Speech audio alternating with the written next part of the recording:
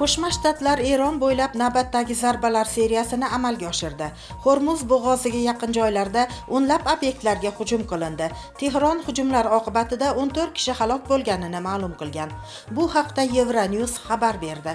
AQSh 5 ta viloyatga aviahujumlar uyushtirgan. Qurbonlardan tashqari yaradorlar ham bor.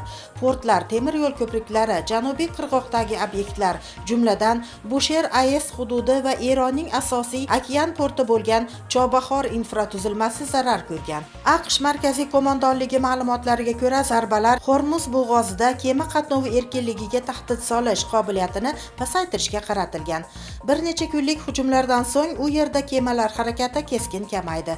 Eron mazkur hujumga javoban Bahrayn va Kuvaytdagi bazalarga zarba berdi. Shuningdek, Eron agar AQSh hujumlari davom etsa, mintaqadagi boshqa bazalarga ham zarbalar berish ko'lami kengaytirilishi haqida ogohlantirdi. 8-iyul kuni AQSh prezidenti Donald Tramp o'zaro anglashuv memorandumi endi amal qilmasligini aytgandi. Oq uy rahbari Eron yetakchilarini jahldor, kasal odamlar deb atagan. Shu kuni kechqurun Tramp buyrug'i bilan Eronga yangi zarbalar yo'llandi va bu harakatlar davom etmoqda.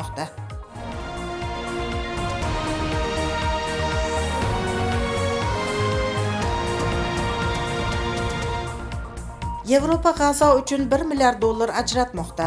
Isroilning G'azodagi urushi oqibatida sektorda qariyb 2 million aholining katta qismi ocharchilik va chodirlarda yashamoqda.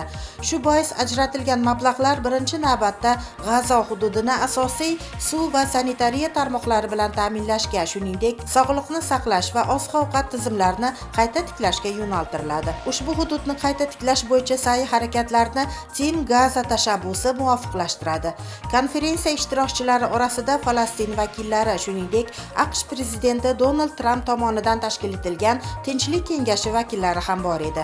Birlashgan Millatlar Tashkilotining 2026-yil may oyidagi hisobotiga ko'ra, G'azo sektorida zarur bo'lgan qayta tiklash va qurilish ishlari $71.4 milliard ga baholanmoqda. Hisobotda aytilishicha, urushdan qariyb 372 mingta uy bevosita zarar ko'rgan. Bu anklavdagi umumiy uy-joy fondining 75%ni tashkil etadi.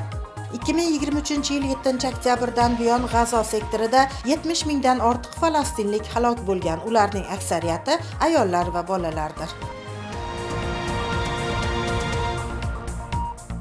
Rasmiy ma'lumotlarga ko'ra, iyun oyi oxirida Yevropa qit'asining g'arbiy qismini qamrab olgan rekord darajadagi issiqlik to'lqini sabab 10 mingdan ziyod ortiqcha o'lim holati qayd etildi.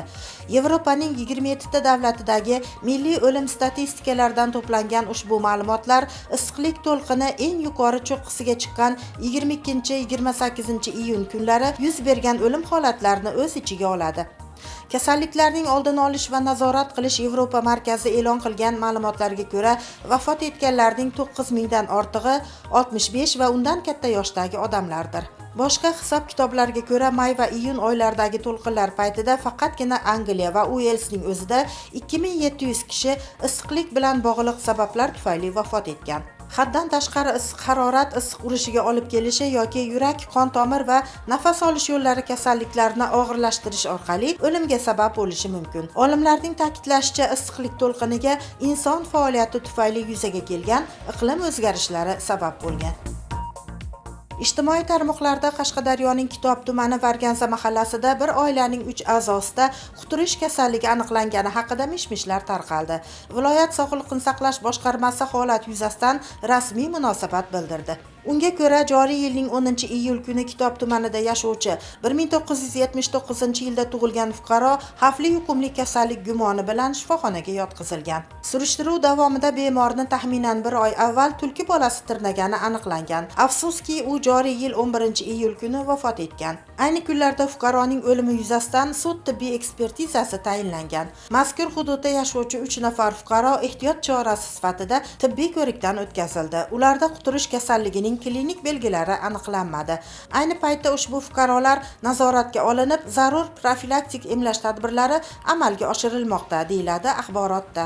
Sog'liqni saqlash vazirligi vatandoshlardan ortiqcha xavotirga berilmaslik, ijtimoiy tarmoq foydalanuvchilaridan esa asossiz va tekshirilmagan ma'lumotlarni tarqatmaslikni so'radi.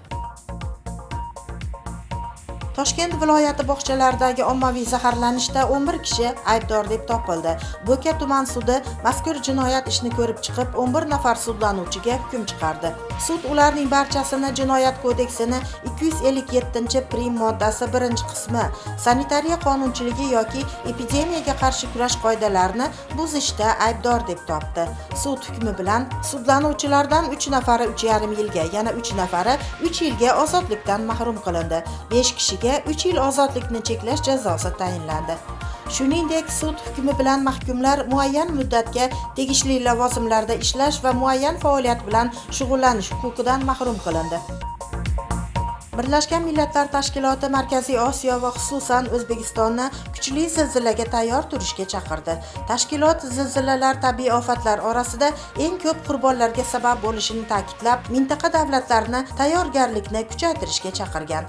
Tashkilot ma'lumotlariga ko'ra, mamlakatimizning ayrim hududlari, shuningdek, Qirg'iziston, Tojikiston, Qozog'iston va Turkmanistonning ayrim qismlari seysmik xavfi yuqori bo'lgan zonalarda joylashgan. Ayniqsa Farg'ona vodiysi eng zaif hududlardan biri sifatida qayd etilgan.